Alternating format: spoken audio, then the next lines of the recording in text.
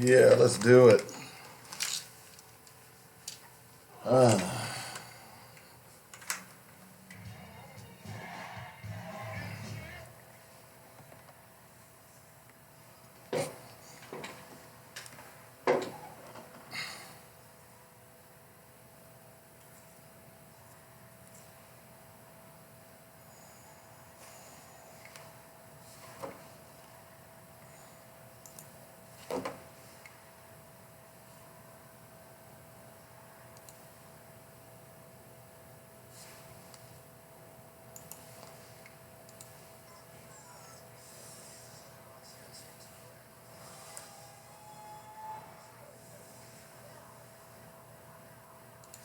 Views and opinions expressed today on Black Focus Radio are not the views and opinions of the station, its management, or its advertisers. Now, let's get ready to focus on our issues, our solutions, using our voices on Black Focus Radio. Welcome to Black Focus, the show designed with our community in mind, where we focus on our issues, developing our solutions, using our voices. Central Arkansas, surrounding areas, and the nation. Get ready. Black Focus starts right now. Phone lines open at 855-525-5683. So here's your host, David W. Coleman and Robert Webb. Hey, what's happening? Welcome to the Monday edition of Black Focus Radio. Our issues, our solutions, our voices. If you'd like to call me up, the number is 855-525-5683. That's how you get in touch with us if you want to talk to me. All right. Robert Webb will be out today, so it'll be just me in the horse's saddle. Good afternoon, Jackie. Appreciate you joining me, as I do every day. Got a lot of people talking about the show, and good afternoon, LaTanya. A lot of people spreading the word about the show. Look, last week I got 1,400 views for the week for the show. So that's a lot. In fact, that's the most I've ever gotten for Black Focus. So that means that you all are spreading the word. That means that a lot of people are listening, and that means that you all are telling your friends about Black Focus Radio, which is a good thing. So I want to, right off the bat, thank you guys for doing just that, because that's what we're trying to do, is increase our footprint. We believe that the information that we are spreading or talking about today is essential for the Black community. So we have to get the word out. Now, let me be honest with you. I'm not the only one spreading this message. There are people all over the country that are saying similar things or some of the same things that I'm saying. The fact of the matter is that we've got to get a chorus of people who are talking about Black issues, who are demanding substance from politicians about Black issues, and moving our community in a positive direction. So again, I want to thank all of you all for joining me and spreading the word. And please, please, please, continue to spread the word about Black Focus Radio. Just remember also that if you missed the show or any parts of the show and you want to go back and check it out, do yourself a favor and download the podcast. We get a podcast for every show, and it will be available to you. We typically try to get it uploaded by the end of the show, by the end of the day. So once the show is over, I'll immediately go out and upload the podcast so everybody can hear it and everybody can get it. Also, if you're at work, you can stream us on your computer. Just go to joynetradio.com. But if you're trying to do it on the slide and you want to listen to your phone, download the Joynet Radio app, okay? And that way you can take us wherever you go. If you're out jogging, if you're out running, if you're running an errand, if you're going to lunch, wherever you go now, you can download it. And we've always had the podcast, so make sure you check that out. All right?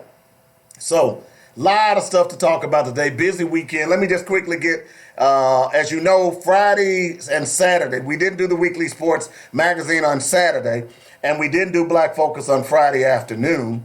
And that was by design because I was out of town. I am a firm believer in replenishing, stepping away from the rat race, and, I guess you say doing some self-evaluation. And we did that this weekend. Of course, there were 14 of us that went on this camping trip. We had a great time, but there were moments, as you saw, where I had an opportunity to step away from the group and just be David.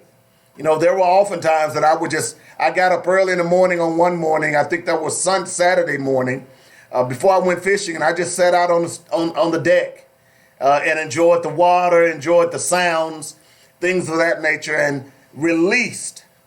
We have to do that every now and then. Quite often, many of you all go on vacation, and you're more tired when you get back as opposed to when you went.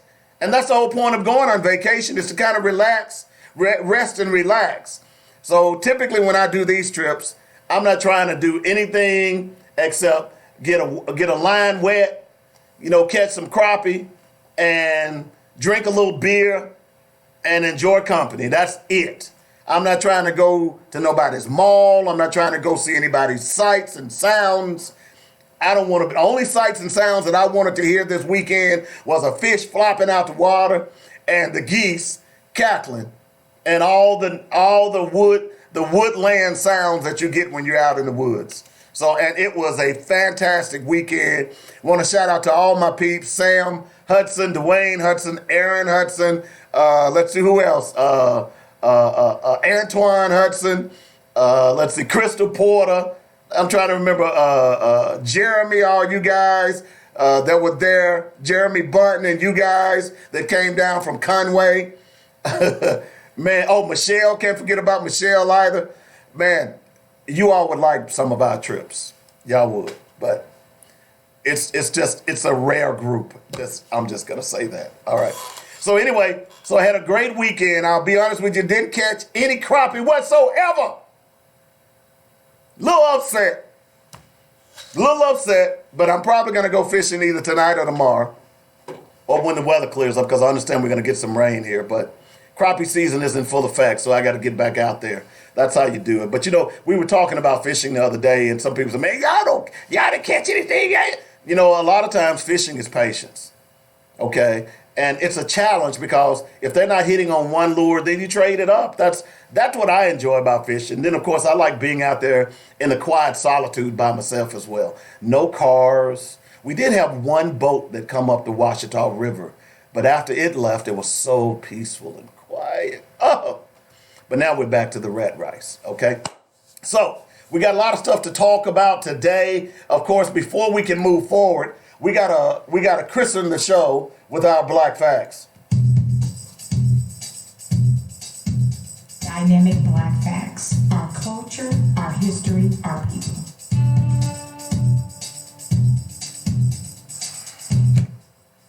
Here's a Black Fact for you. Of course, you all have, if you've been listening to the show, I talk a lot about the term gator bait and why you should never use it as a black person. Those of you who don't know that many black babies were stolen from their mother's womb or soon after they were born, and they were used as gator bait back in the early days of slavery for Florida gator hunters. So this particular, because you would tend to believe that Mississippi was the worst, but Florida lynched more black people per capita than any other state. Reuben Stacy, a 37-year-old black man, hangs from a tree on Old Davie Road in Fort Lauderdale, blood trickling down his body and dripping off his toes. Behind him, a white girl, about 7 years old, looks on, a strange smile on her face as she takes in the sight of the strange fruit. Her elders had just created that on a hot day in July 1935. Stacy was accused of attempting to assault a white woman in her home after first asking for a glass of water. According to a 1993 telling of the story, he was arrested 3 days later, 25 miles from the scene, but no trial was ever conducted. And mere hours after his arrest, Stacy was hanged and shot. The infamous photo of Stacy's death might be one of the few visual accounts of a lynching in Florida, but a new report from the Equal Justice Initiative about lynching across American South reminds us that the Sunshine State was among the most brutal in the country when it came to race-fueled executions of black people. Per capita, Floridians lynched at a higher rate than any other state. Between 1877 and 1950, the report Lynching in America, Confronting the Legacy of Racial Terror, counts 3,959 examples of racial terror lynchings, which the EJI described as violent public acts of torture that were tolerated by public officials and designed to intimidate black victims. The staggering tally is 700 more than previously reported and is based on research of court records, newspaper accounts, local historians, and family descendants. EJI's report explains that these terror lynchings were widespread and began to decrease only once court-sanctioned capital punishment increased. In addition, the report found that many lynching victims were not accused of crimes, but killed for minor social transgressions or for demanding basic rights and fair treatment. Of the 12 states analyzed, Florida ranked 5th with 331 terror lynchings within its borders. Per capita, however, Florida ranks first with 0.594 lynchings for every 100,000 residents. Of the 25 counties across the South with the most lynchings, Florida has 6. Orange, 34, Marion, 30, Alachua, 19, Polk, 19, Columbia, 17, and Taylor, 17. Many people are under the wrong impression that the majority of lynchings were black males assaulting white females, but most were because black men and women were accused of stealing. The University of Florida professor Jack Davis, who has written about Florida lynchings, tells News Times. Davis adds that other historical accounts back up Florida's reputation as a lynching capital. Black men were most at risk of being lynched in Florida than any other state. The reasons for this vary, but include heightened efforts by some white people to stop blacks from voting and, of course, sheer racism. But efforts against organized labor were also a factor, and during the early 20th century, I should say, when Tampa's cigar industry was booming thanks to a labor of minorities and immigrants, lynchings were common.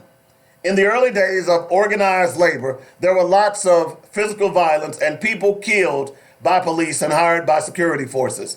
And these lynchings went unsolved, Davis said.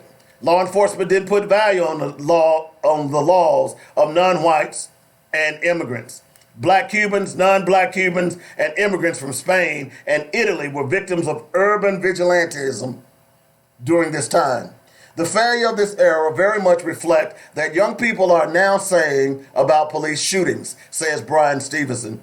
It is about embracing this idea that Black lives matter. I think that the lynching era created a narrative of racial difference and a presumption of guilt, a presumption of dangerousness that got assigned to African Americans in particular. And that's the same presumption of guilt that burdens our kids living in urban areas who are sometimes menaced, threatened, and shot and killed by law enforcement officers.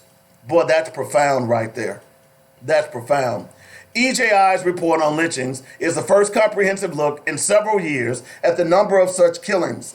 The last study of similar size was published in 1993 by the University of Georgia researchers, spent 5 years calculating the number of lynchings across the South. The study, entitled A Festival of Violence, and conducted by E.M. Beck and Stuart Tolnay, found 2,314 lynchings in 10 states between 1882 and 1930. Florida accounted for 212 lynchings, again enough for 5th in the nation and the most in the country per capita. The difference in numbers could be attributed to the broader time range of the EJI study, compiling lynchings in 12 states as opposed to 10, and simply finding records of new lynchings not previously reported in studies. And that's our Black Fact. for today. Keep listening to Black Focus Radio for more dynamic Black facts, our culture, our history, our people on JoyNetRadio.com. And if you'd like to sponsor Black Facts or anything on this show, give me a call at 615-554-0568. It's getting around Christmas time, so you need to get your voices out there, your business out there, and JoyNet Radio is a great place to do just that. So hopefully we're here for you. Let me give you that number again, 615-554-0568. I can put together a advertising package for you that the spots would be as low as $5. You need to holler at me. I can take care of you. All right, so we got a lot of stuff to talk about today. And right off the bat, I want to send my condolences out to a good friend of mine, John Walker Jr. and Pam Walker, because the great civil rights leader, John Walker, apparently passed away early this morning. According to the county coroner, he was pronounced dead at his home this morning at 6:25 a.m. I didn't know, but John Walker is a native of Hope, Arkansas, and opened a general practice in Little Rock in the 1960s, and he focused on civil rights cases. Walker, Democrat, was the first elected to the State House in 2010. Respect Mr. Walker tremendously. Have gotten to know, obviously knew his kids while we were in high school, got to know them even further. And since I moved back, have really got to know John Jr. A lot as well. And certainly my heartfelt condolences go out to that family. What a great family. But as you saw in the tease, and I'm going to ask that question again, our great leaders are dying. They're passing beyond the veil. Where are the new ones? We'll get into that more as the show goes on, but I wanted to make sure that I started the show with that particular condolences. By the way, school apologizes after teacher painted a fake bullet wound on a black student's forehead. This happened in Birmingham, Alabama. Okay? Now check this story out. It looked so real in person that it looked like something happened, the boy's mother told AL.com. It was supposed to be a gunshot wound. That's when I got upset. A gunshot wound. Jackson is a second grader at Phillips Academy in Birmingham. His mother strongly feels putting makeup to make a fake bullet wound is inappropriate to be included in lessons. This actually happens to our black young men. If you saw it in person, it looked real. His mother took a photo of her son and shared it on Facebook. The principal then called her to apologize and said it was indeed unacceptable. The teacher who put on the makeup also spoke with her. She said he didn't think it was a real big deal. He said he did paint on several different kids, such as black eyes. He said he was going to take it out of his lesson plan.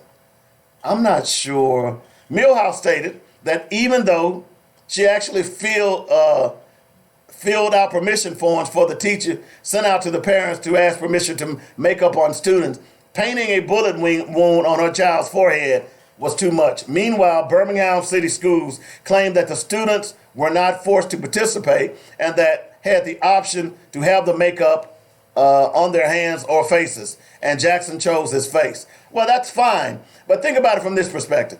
You're a 7-year-old kid. You say, well, you don't have to participate if you don't want. What 7-year-old kid in class is not going to want to participate with other things, with the things that are going on in class? That's a bunch of crap, man. Come on, dude. Y'all need to get over this. When is this racism and bigotry going to stop? I am sick of this. Why would you manipulate a child? You know exactly by painting a bullet hole on the head of a black child what the underlying implications were. Man, wow. I just came back. I don't want to get upset my first day back from my sabbatical. But why would you paint a bullet hole on the head of a black child? In fact, why would you paint a bullet hole on the head of any child? Considering what's going on in this country as it relates to people coming in and shooting up schools. How is that acceptable? Why isn't this teacher fired? Really.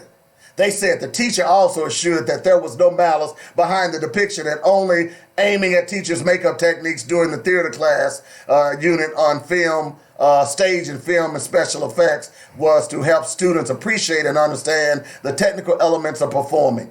You know what? Moreover, Birmingham Schools said in a statement, as a culturally responsible school system, Birmingham Schools takes issues like this very seriously and does not condone the graphic nature of this lesson and special effects. We regret any issues and perception that the incident may have caused, and this portion of the lesson will be removed from the unit.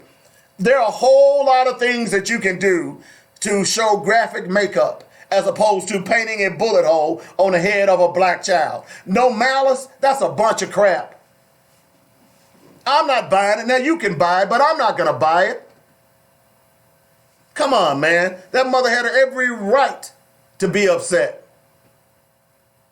Every right to be upset. How ridiculous can you get? 855-525-5683 is the number. That's how you get in touch with me if you want to join the show. Also, we're going to get into this NFL thing here in just a moment. But again, y'all watching the NFL, and the NFL is spitting in your faces. We're going to talk about that here in a moment because I didn't know about this until I saw this. Someone posted this, and I was appalled.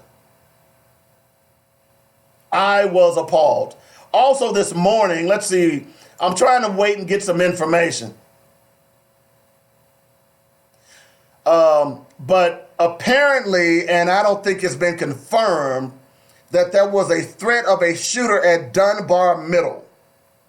Now, from what I understand, apparently the wires got crossed and it is not Dunbar here in Little Rock. Now, that's the latest because I've been trying to search this out because I was concerned. Okay? I was concerned. And so I'm still waiting for a call, but right now, as far as I know, the threat to Dunbar Middle is not here in Little Rock. If I hear some other information, I will let you know. All right? Let's see. I'm looking. Oh, by the way, and then we'll get into some of the in-depth stuff. Let me go ahead and do this. If you have not heard about PLOTUS, you know, the pathological liar of the United States, being booed at the World Series this weekend, it is classic. So let me see if I can pull up some audio of this because you need to hear it. And if you haven't heard it, it is classic. And you know, turnabout is fair play. Turnabout is fair play. And over the weekend, Donald Trump and his ilk decided to show up at the World Series game that was in Washington with the Astros and the Washington Nationals. Okay? And they let him have it. So let's see if we can get some audio from this here. Let's see here. Let's see if this will work. Because I laughed.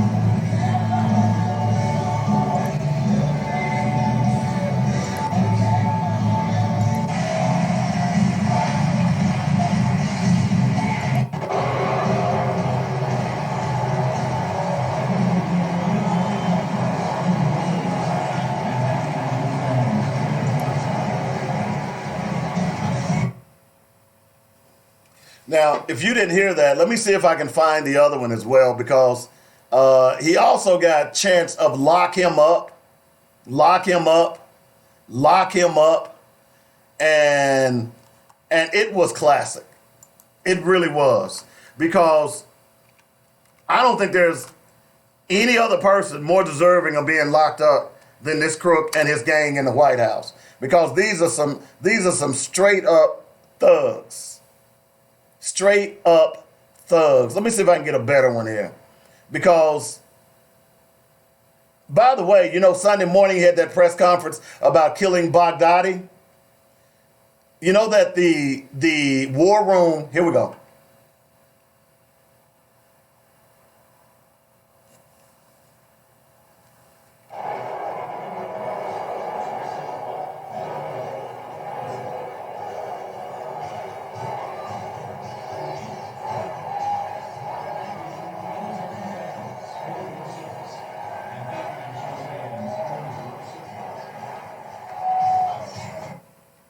If you want to see something classic, go look at his face when he realizes that they're booing him and they say lock him up. Because here he went on a campaign tour screaming lock up Hillary Clinton on something that she had never done before. By the way, 2 weeks ago, if you don't know, his Justice Department has come out and said Hillary Clinton did nothing wrong, yet they're still trying to pretend like there's some type of mysterious server that was in Ukraine, and that's why they were trying to get Ukraine to turn it over. Boy, these people are a joke, and anyone who is following this Yahoo is a damn fool. That's the bottom line on it. He has spent more money golfing than any other president in history. And Sunday morning, when those Navy SEALs were carrying out the mission to kill Baghdadi, you know what he was doing? He was golfing. And then he turned around and released a staged war room video. You remember the war room video that Obama had as they watched the Navy SEALs kill Osama bin Laden? See, that was real time. That was in real life. So Donald Trump was out on the golf course and decided that he would stage this guy right here, man. I don't understand why anyone would be following this Yahoo, because this guy is a Yahoo. And I'm being kind. Y'all, I'm going to tell you, if you are supporting this president and this Republican Party, you really need to rethink who you are. You really need to think what you are all about. Don't come me preaching God and Jesus to me and you're a damn Republican. That ain't gonna work for me. Because I guarantee you, he wouldn't have been a Republican. I promise you. You got ministers going around saying that if you vote against Donald Trump, then God is gonna curse you. You got them going around saying that if you vote against Donald Trump, there's gonna be a civil war. Come on, man. Y'all need to wake up. Y'all need to pay attention to what's going on here, because I'm going to give you something here in a little bit that's going to shock you. And all of you are still watching the NFL. Y'all need to rethink what you're doing here. You really, really do. But anyway, it was classic. By the way, this morning on Morning Joe, and I didn't see it, but apparently Joe and Mika, Morning Joe comes on every morning on MSNBC, took issue with fans booing Donald Trump at the game. Okay? Now, two people that I don't trust in the media, other than Fox, I don't trust anybody on Fox News, period. But two other people that I don't trust one iota in the media is Mika Brzezinski and her new husband, Joe. Because it was them who allowed Donald Trump that anytime he wanted to come on their show while he was running for office, they would let him come on. They never challenged him. In fact, I would argue that it was Mika and Joe who helped get Donald Trump elected. They never challenged him. They never challenged any of the lies that he told. They never challenged any of his bigotry. They never challenged any of his racism. They never challenged any of his misogynism, any of that stuff. They just let him come on their show and rant and rave. Lunacy. And this morning, apparently, those two idiots decided that they wanted to stand up. You shouldn't boo the president. The office deserves more respect than that. Really? If the office deserved more respect than booing Donald Trump, then Donald Trump should not be in office. Because there has never been a president in our modern times that has disrespected that office and the Constitution more than Donald Trump. So they weren't booing him because he was Donald Trump. They were booing him because he is a charlatan. He is a gangster. He is a no good piece of crap that does not deserve to be in that office. And it is a disgrace to America, and it is a disgrace to the world. End of story. And for you all to be on Morning Joe this morning trying to defend them is laughable. Is laughable. Y'all are crazy. Y'all expect black people just to buy stuff hook, line, and sinker. Look, the American public is a lot more smarter than you give us credit for. And we've had enough of Donald Trump. And I hope we've had enough to the point where if you've never voted, get your butt registered to vote and get your butt to the polls. I'm telling you now, next November, next Tuesday, the first Tuesday in November of 2020, there will be no show. I will be taking you to the polls free of charge. Okay? Get your tails to the polls. That is the only way you can solve this. And not only not to vote for Donald Trump, but vote against these Republicans who are enabling this man to destroy what piece of country we had. Now, let's be clear. As far as a black man in America, this country hadn't been that great for us. But I tell you what, it's certainly gotten worse under the auspices of the pathological liar of the United States. Can't believe a word he says. Can't believe a word he says. And then it comes out that you staged the war room photo to try to make yourself look presidential. Dude, you ain't presidential. You're a crook. You're a charlatan. And if you're not out of office through impeachment, hopefully the American people will have had enough of you and your band of thugs. Because that's all you guys are, a band of thugs. There's no justification for this guy. How is it that look, if I didn't respond to a subpoena, I'd be arrested. But you and your thugs think that you are above the law. And I can't wait until your timbers come tumbling down right on your head. I can't wait. I don't feel sorry for you. I don't hold my tongue about you. Look, I thought the Bushes were bad. I thought Ronald Reagan was bad. But damn, you could meld all three of them together and they still won't be as bad as you, Donald Trump. My God, what is going on in this country? Is this country so bigoted and racist that they would be willing to allow this piece of crap to continue to run this country? Because, yeah, we can be upset at Donald Trump, but you got to be upset with the people who are enabling him. It's kind of like a drug user, okay? If you got a drug user in your family, and every time he needs a fix, he comes to you and asks for money, and you know he's going to use that money to get a fix, you enable him. You're just as bad as he is. You're just as bad as he is. And this mess needs to stop. Start right now. Start registering your friends to vote. Start talking to your friends right now and asking them, are you registered to vote? Here's who, and they'll say, well, I don't know who to vote for. I know who you need to vote against. Okay? Anybody that has an R behind their name, you vote against them.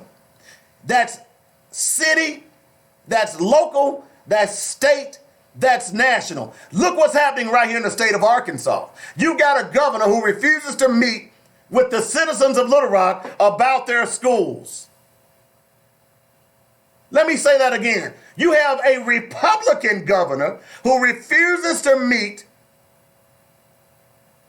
with the citizens of Little Rock about their schools because he knows that he, along with Walmart and the Chamber of Commerce has been in league together to destroy Little Rock schools. We know that now.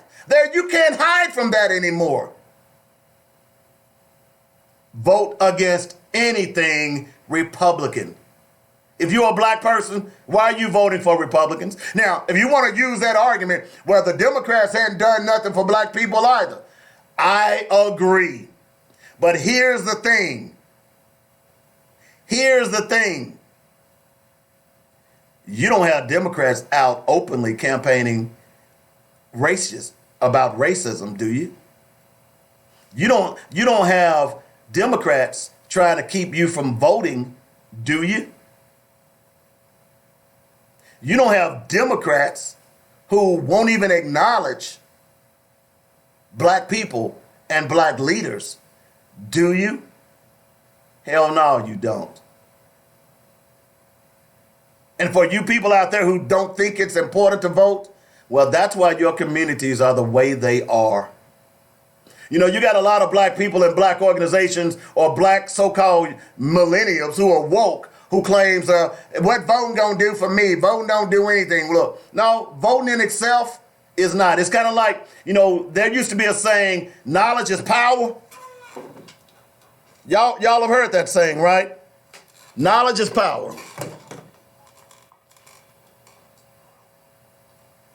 Well, that's not true. Knowledge is not power. I can have all the knowledge in the world, and if I don't use that knowledge, what good is it?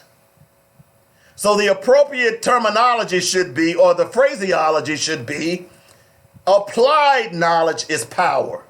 So in other words, if you have knowledge and you're using it for the benefit of the good, then that's power. Okay? So you people out there who claim that you have all this knowledge, you people out there that claim that you know so much about what's going on in the community and what the white man is doing, if you understand how to vote, then you can use that vote to change the system. So just as I said, applied knowledge is power, active voting is power. Applied voting is power.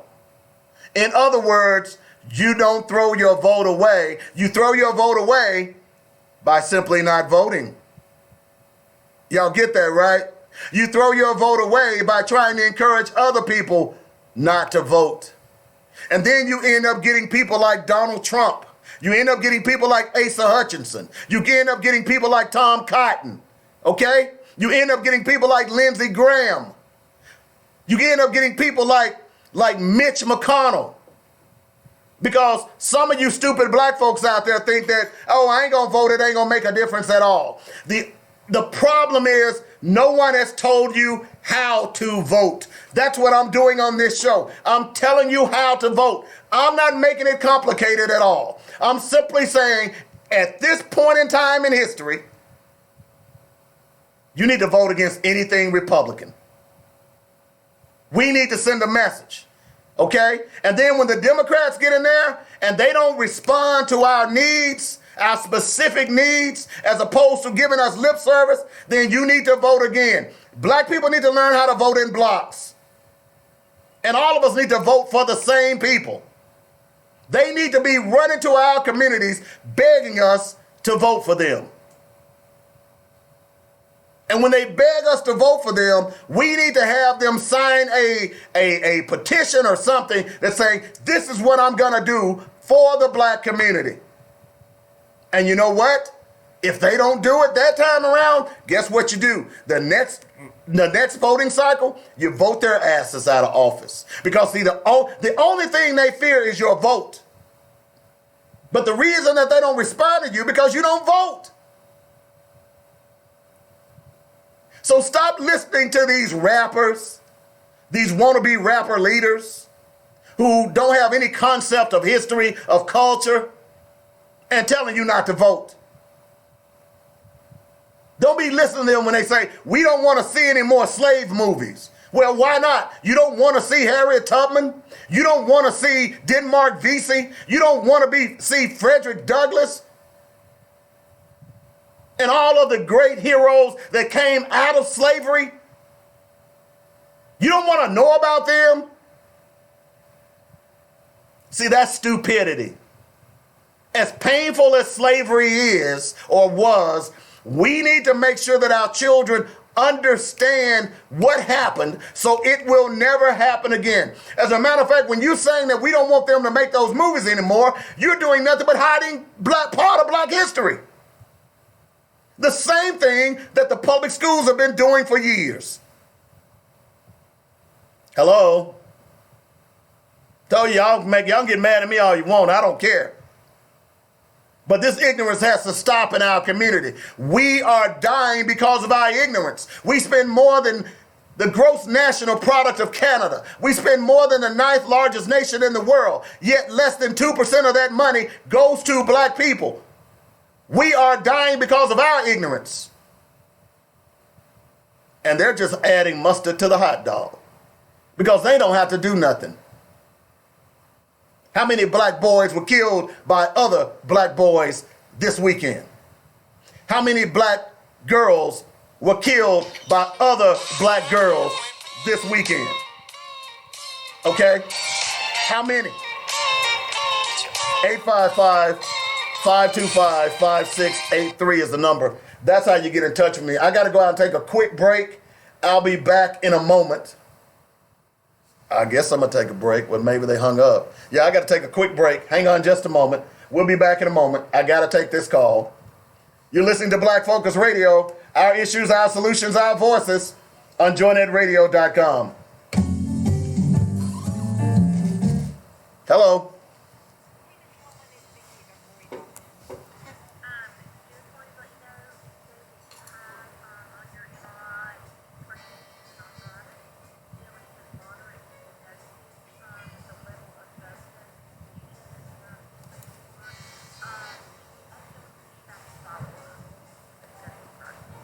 Okay.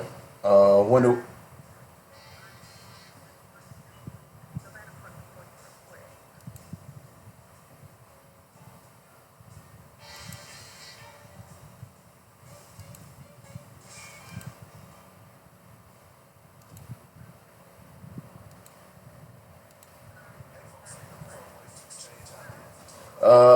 Can't do it anything between 10 and 12, 10 and 2. I'm not available. Okay, that'll be fine. Okay, see you then. All right, bye.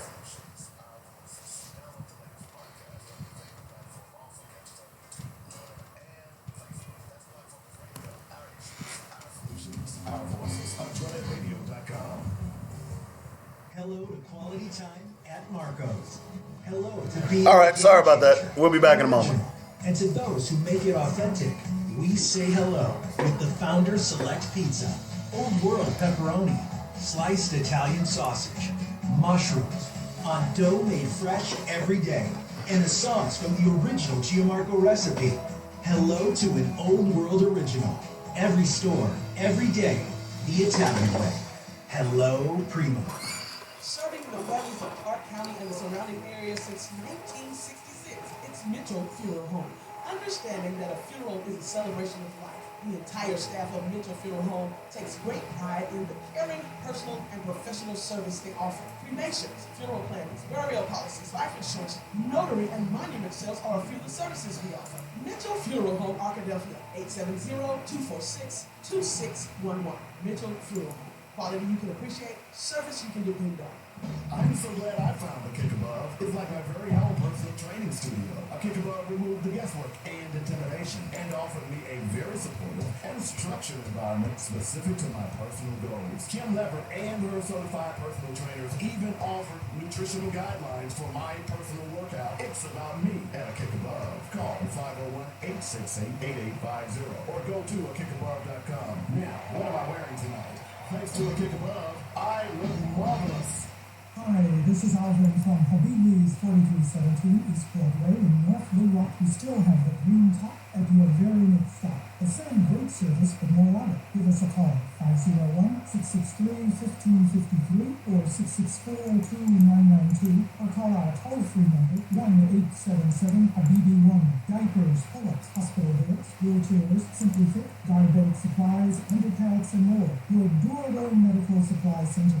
Hell to the old gold, hell to the black. The Little Rock Central High football Tigers are back. Head football coach Kent Last leads the Tigers into a promising 2019 football season. Catch all of the great home game action. Join the Tigers for home games against West Memphis, Rogers Heritage, North Little Rock, Bryant, Cabot, and Fort Smith Southside. Former Tiger player David W. Coleman brings you all of the exciting play-by-play analysis. Hell to the old gold, hell to the black. The Little Rock Central High football Tigers are back right here on JoinRadio.com.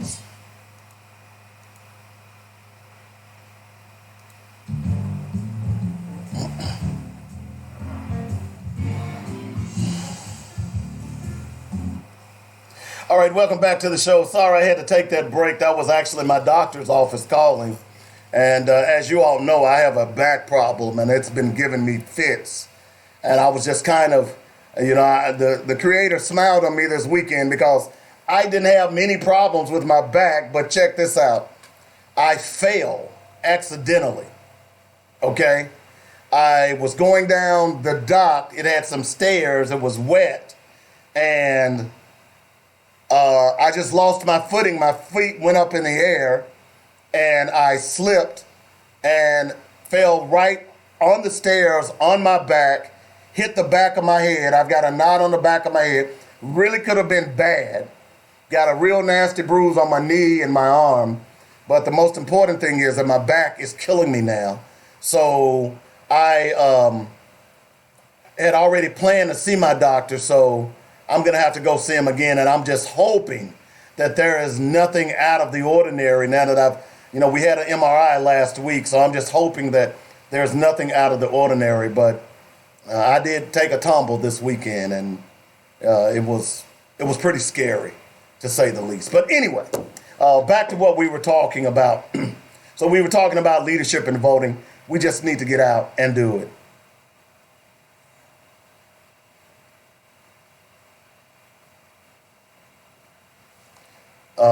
Apparently, Donald Trump has been in Chicago today, and here's what Lori Lightfoot said.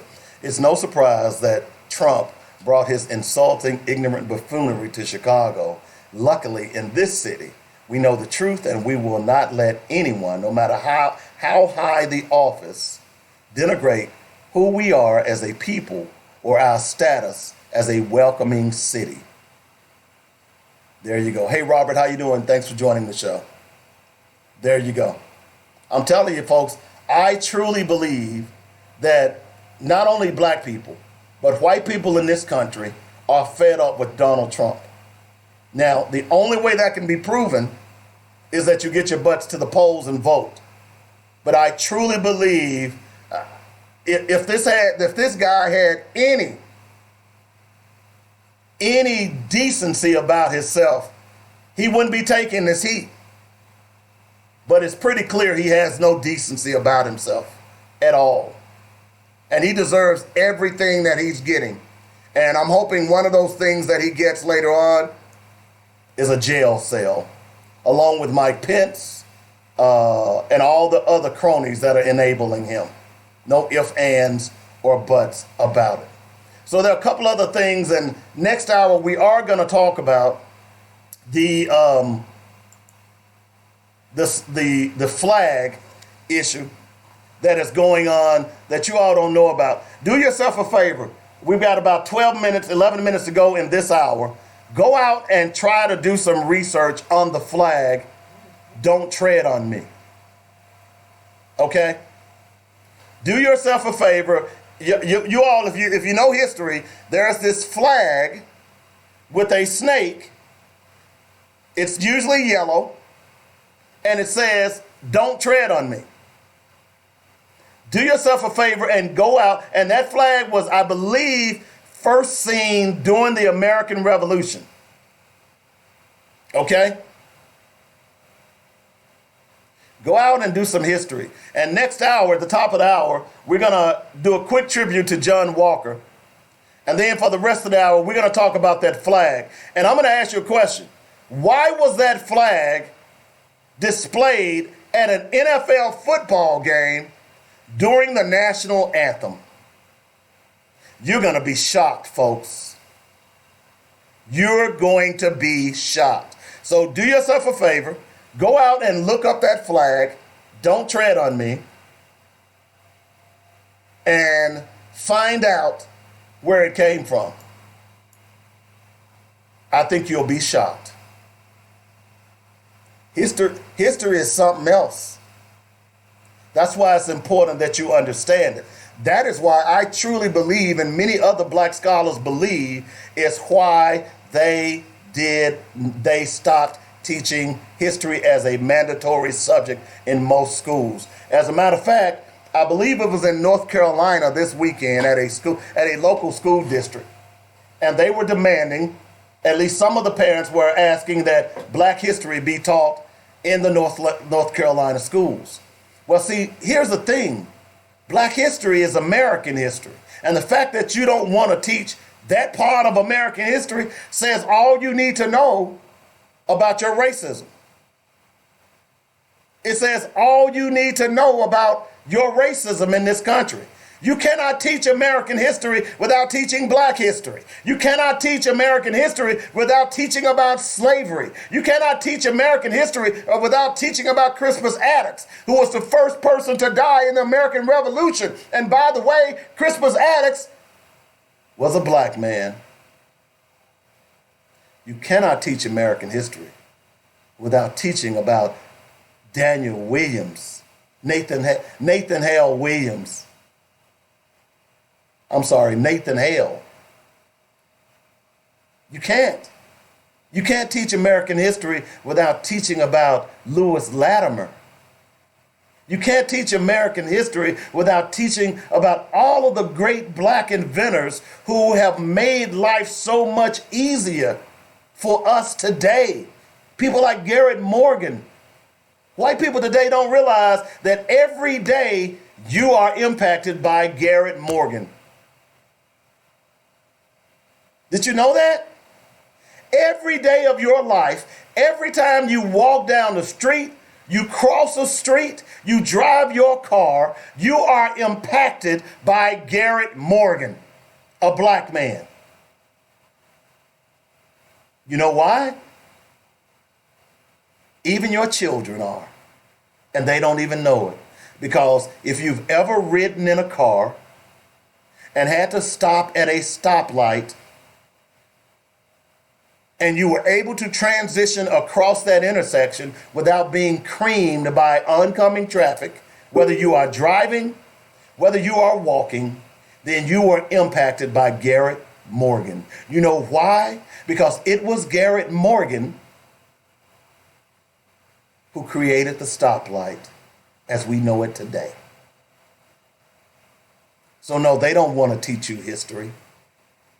This is why you must teach your history to your children. So when they go to class and those white teachers start espousing the lies about white history and white superiority, your children can look at them and raise their hand politely and say, well, that's not true, according to my research. And then they can go and pull up the research themselves and show it to the teacher and say, here's what this says. That's how you beat this. You beat them by applied knowledge, right? You see, all the knowledge that I have, that I share with you all every day on this show, it would be worthless if I didn't share it. It would be no good if all the research that I did when I was deciding whether or not I wanted to be Muslim or Christian, it would be no good if I didn't share it. That's why I put together the book list.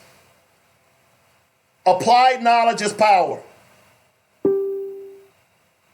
Let me say that again. Applied knowledge is power.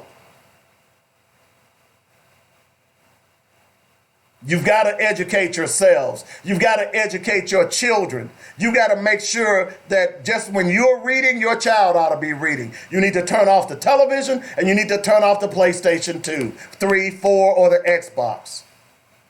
Turn them off. Those should be periods. I remember growing up that we had a time limit on when we could watch TV. At 8 o'clock, the TV was going off. And by the way, when my kids were growing up in my house, there was no TV until homework was done. It was explained to me, and it was checked.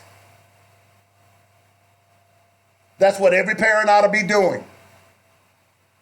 That's what every parent ought to be doing. I found it interesting. You know, the 9-week period happened, I think, last week. And someone posted a meme that I meant to bring up. Parents can log on to Facebook, YouTube, Instagram, Twitter, and check out anything and everything they can. But those same parents will not log on to the Little Rock School District portal and find out what their child's grades are. There's something wrong with that. There's something wrong with that you're more concerned about BS and soap opera crap as opposed to your children. And you ask yourselves why our children are dying. Hey, I've seen the enemy, and it is we. It is some of you parents. And I'm not buying the argument that, oh, you've got to work, you got too many jobs. Let me tell you something. I would see my mother at 6:30 in the morning when she was leaving to go to work. I would not see her again until about 4:35 in the evenings. And I would see her for 15 minutes because she had to be at the second job at 5 o'clock. Hello? And she didn't get home till 10 o'clock that night. But I still had good grades. I still had respect for my elders. I still had respect for authority because my mother was a parent. Even in her absence, I was afraid to do wrong. Because you know why? Not because she beat me. Yeah, she laid the switches to me every now and then. But because I didn't want to embarrass my mama. There's a problem here. It ain't the children, it's the parents. Children have not changed. Parents have. Let me say that again. Children have not changed. Parents have. Adults have. You want to save our children? Then you need to find some real adults. That's how you do this. So let's get educated, folks. Education is the key. I'm not talking about a book education. I'm not talking about a master's degree. I'm not talking about a bachelor's degree or a PhD. If you want to do that, that's great. That's fine. I'm talking about get educated about self. Get educated about your history, about your culture.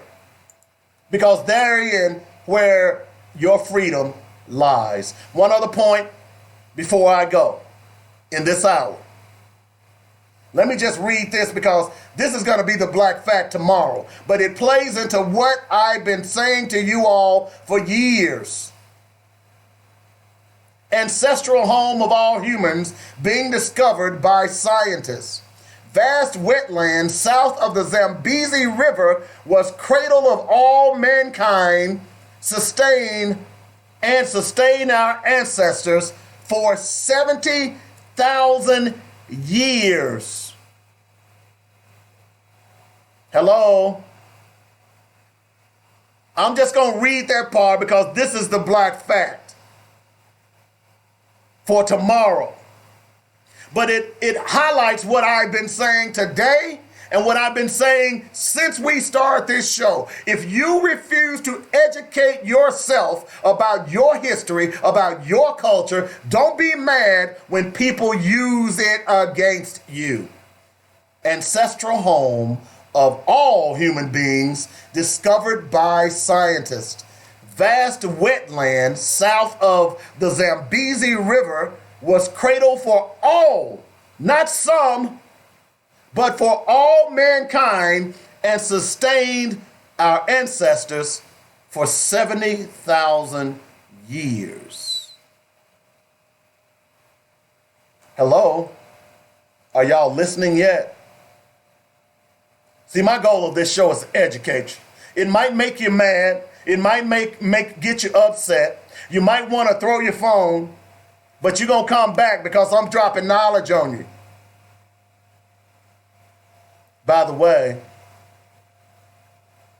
the Bible only says the world was 6,000 years old. This piece just said it sustained our ancestors for 70, not 6, but 70,000 years. You gotta educate yourself, folks. You gotta do it.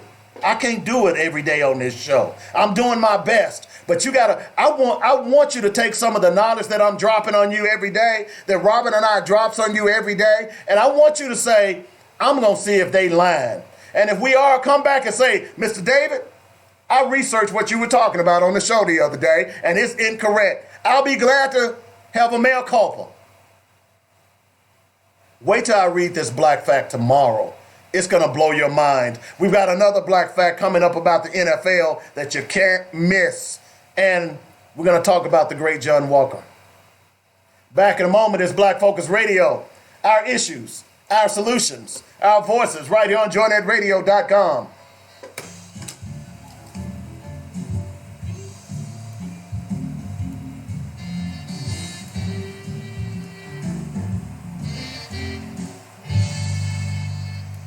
The law offices of James F. Swindoll provides our clients the personal care and attention that larger law firms cannot offer. Our experienced attorneys have brought hundreds of cases to verdict in state and federal court and recovered millions for our clients. If you or a loved one have been injured or have property wrongfully damaged, we may be able to help. Do not hesitate to contact our firm anytime for a free attorney consultation. Call 1-800-848-1290. That's 1-800-848-1290. Or email inquiries at arkansas-personal-injury.com. Our law offices are centrally located at 212 Center Street in Little Rock. That's the law offices of James F. Swindoll, personal injury and products liability attorney serving Arkansas since 1977. Mitchell Funeral Home welcomes all of Arkadelphia and Arkansas to connect with a family-owned and operated service provider in Clark County since 1966. At Mitchell Funeral Home, they understand that the funeral is a celebration of a life and legacy, so the entire staff takes great pride in the caring, personal, and professional services they provide. Cremations, funeral planning, burial policy, life insurance, notary, and monument sales are just a few of the services they offer. Flexible packages are available as well. Mitchell Funeral Home appreciates the trust and confidence placed in them and will continue to enhance their services so as to serve you better. Call now. Get connected. 870-246-2611. That's 870-246-2611. Call, click, or come by. MitchellFuneralServices.com. Don't wait till we're needed. Call us now. Let's walk through this together. 870-246-2611. It's quality you can appreciate and service you can depend on at Mitchell Funeral Home. Hi, this is Alvin from Habibi's 4317 East Broadway in North Little Rock. We still have the green top at your very next stop. The same great service but more on it. Give us a call, 501-663-1553 or 664-2992, or call our toll-free number, 1-877-HABIBI-1. Diapers,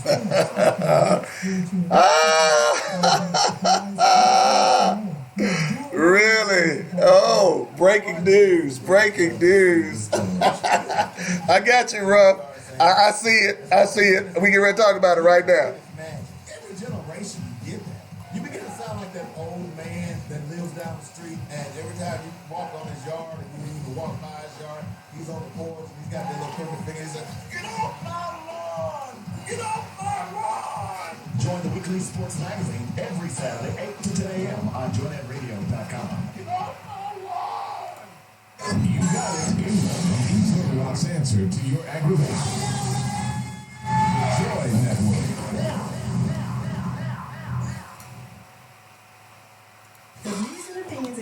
today on Black Focus Radio are not the views and opinions of the station, its management, or its advertisers. Now, let's get ready to focus on our issues, our solutions, using our voices on Black Focus Radio. Welcome to Black Focus, the show designed with our community in mind, where we focus on our issues, developing our solutions, using our voices. Central Arkansas, surrounding areas, and the nation. Get ready. Black Focus starts right now. Phone lines open at 855-525-5683. So here's your host, David W. Coleman and Robert Webb.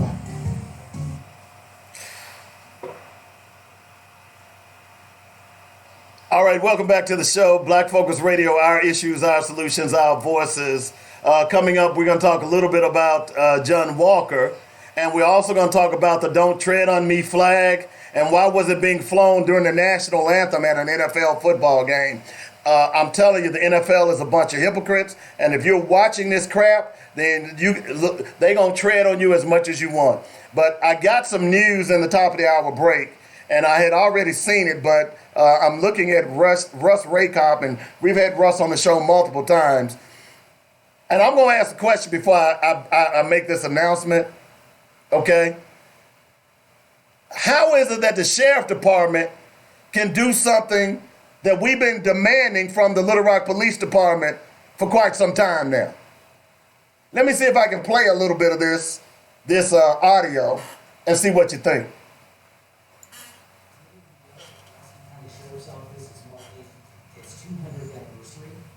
Sheriff Higgins was elected, he marked history as the first African-American elected sheriff of our county. Today, we're here to mark yet another milestone in our 200-year of service as we deploy body-worn cameras and in-car cameras. This $1.2 million investment is being made possible by a $440,000 grant. Speaking today in this order is Sheriff Eric Higgins. The spelling of that, E-R-I-C-H-I-G-G-I-N-S. He'll be followed by Chief Deputy Ernest Whitten, that's E-A-R-N-S-T-W-H-I-T-T-N, Chief Deputy of Law Enforcement Branch. We will go from Chief Deputy Hendricks, that's C-H-U-C-K-H-U-E-R-S. Sheriff Higgins. All right, so we're going to hear a little bit from Sheriff Higgins. If you don't know, they've just announced that the Sheriff Department is going to have body cameras. Elected the Sheriff of Pulaski County, I made a mission to bring CSI to Pulaski County. It was community-focused, safety-driven, integrity-based. Before officially taking office, I had great concerns that our patrol cars did not have dash cameras, and our deputies were not equipped with body-worn cameras. I think it's unacceptable in 2019 that we do not have this technology available not only to our deputies, but also to the citizens of Pulaski County. I made it a top priority for this administration to purchase this technology. In year one, and within the budget that we already had established. This is vital as we continue to build trust in our community. I'm pleased to announce that within 10 months of taking office, we applied for and have been awarded a $440,000 federal grant that will allow us to purchase and deploy state-of-the-art body-worn cameras on the streets and in our detention center and in-car cameras. This kind of technology is not a want. It is a need in our communities. Our purchase includes 121 in-car cameras. There's a dash camera, and the car is also equipped with backseat cameras. This is being installed in all our patrol cars and in our detention transport vehicles. As this deployment is rolled out in both the enforcement and detention branches, each uniformed deputy will have a body-worn camera. This includes deputies in our detention facility. We have purchased 235 body cameras. This technology is equipped with sensors on our tasers and service weapon holsters. If a deputy turns on his or her taser, or a deputy pulls his or her service weapon, the body camera will automatically activate. This is certainly a milestone for our department as we strive to be a premier law enforcement agency in the state. To discuss the deployment of technology across our department, here's Chief Deputy Ernest Whitten. All right, so that's the sheriff, Eric Higgins, and as you heard, Little Rock Sheriff Department are now getting body cameras. He's been in office, as you heard, just 10 months, and they're getting body cameras. Let me say that again. Higgins has been in office 10 months, and they're getting body cameras. Maybe y'all didn't hear me. Higgins has been in office for 10 months, and they're getting body cameras. So I'm going to ask you, my friend Frank, because I consider you a friend, you promised the city of Little Rock that we would have body cameras on the Little Rock Police Department. Where are they? Where are they? Let me say that again, because you know, if you say it 3 times, that gives it more emphasis. So I've said it 2 times. I'm going to ask Mayor Frank Scott again. Frank Scott, where are the body cameras? Can you tell us? Because Higgins, the sheriff of Little Rock, of Pulaski County, they've already gotten body cameras. They're getting ready to deploy them. Why doesn't Little Rock Police Department have them? Because Little Rock Police Department have to have them. They are the most corrupt pieces of crap out there. Why don't they have body cameras, Mr. Mayor? Why don't they have body cameras, Bruce Moore? I don't want to hear this stuff about budget, because you just heard Sheriff Higgins say they applied for a grant. Do you need a grant writer? I'm a grant writer. I can write grants for you. Where are the body cameras? Because clearly, these police officers in Little Rock don't care about the citizens of Little Rock. You say, well, Dave, that's something. Oh, that's inflammatory. That's hyperbolic, is it? If they cared about Little Rock, they'd live in Little Rock. If they cared about Little Rock, they spend their money in Little Rock. If they cared about Little Rock, they'd be sending their children to Little Rock public schools. If they cared about Little Rock, they wouldn't be taking taxpayers' dollars and driving Little Rock-owned police vehicles to places like Conway and Lone Oak and Sheridan and wherever, and Russellville and wherever else they go, if they cared about Little Rock. So when you have a group, a body, who doesn't care about Little Rock, then they need to be monitored. And the only way they are monitored, or should be monitored, is through body cameras. Don't care if you're mad at me. A lot of people get mad at me because I speak truth. Not to be patting myself on the back. But some things are a given. Some things need to be done. And this is one of them. This is long overdue. It's time for Little Rock to come into the 21st century. It's long past time for that to happen. Why haven't you gotten here? What you been waiting on? What's the problem? Either you're going to come quietly, or we're going to drag your asses kicking and screaming into the 21st century. You know what? I just used the police vernacular. Either you come quietly, or we're going to beat the hell out of you. That's what police say in Little Rock. Okay? So either the public officials in Little Rock and the state of Arkansas is going to come quietly, or the voters and the people of Arkansas and Little Rock proper are going to drag your asses into the 21st century. Body cameras should have been long. With the problems that are going on with the Little Rock Police Department, body cameras should have long been overdue. This should not be a debate here. Don't give me this mess about it's a budgetary issue, because it isn't. Because there's been grant money out there for years for you to deploy cameras. The fact of the matter is that you never wanted to deploy those cameras. You never did. So y'all got a problem now, because Sheriff Higgins is making you look like a damn fool. That's why I voted for that brother. Okay? I knew his family. I grew up with his family. I knew this brother had some integrity. That's why I voted for him. 855-525-5683 is the number. We got a call on the line. What's up, caller? Hey, Russ, how you doing?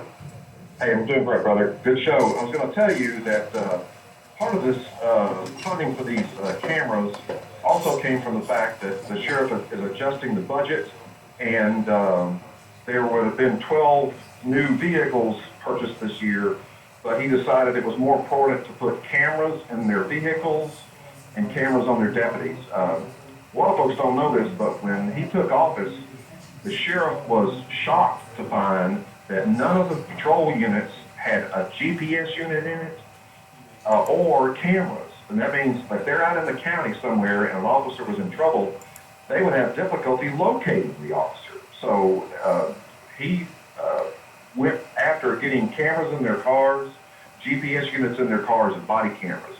And he's going to take some flack that they've done some budget adjustments to do this.